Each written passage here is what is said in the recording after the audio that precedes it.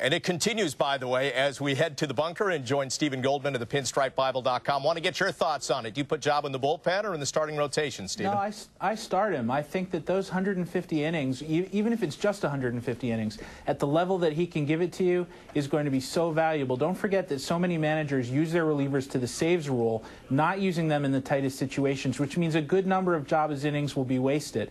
And another thing, you know, we worry about his health, but don't forget he fell down in that game that he got hurt. He had to duck a throw from Pudrod that knocked him off of his feet. We don't know what really injures pitchers. I can remember, actually, David Cohn will remember this, a game in September of 1992 in a driving cold rain at Yankee Stadium. He threw about 120 pitches. You'd think any pitcher would have had his arm destroyed by those Arctic conditions that night. He didn't break down for years and years after that.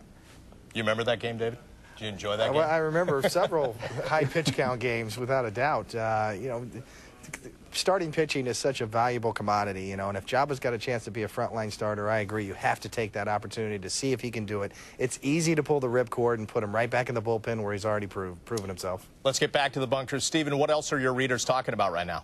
Well, in the press conference announcing Pettit, Brian Cashman said not to expect any more major moves. So we've been trying to see if we've been asking the readers if he really should be laying down his sword now and going to spring training happy with his team. Steve, what are the readers talking about?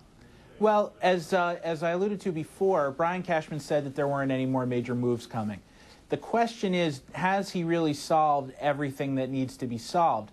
And one area of concern, particularly as some of these free agents that you've been talking about linger on the market and their price presumably comes down, is how can the Yankees pass on some of these quote-unquote bargains, particularly when Bobby Abreu has left and there does seem to be a hole in right field. Xavier Nady is a fine player in a utility role, in a 400 at-bat a year role, but as a guy who hits 280, 20 home runs, 30 walks, he seems like somebody who's not going to be a big plus in the right field corner. So one guy whose name has been floated recently and has been rumored a bit is Adam Dunn.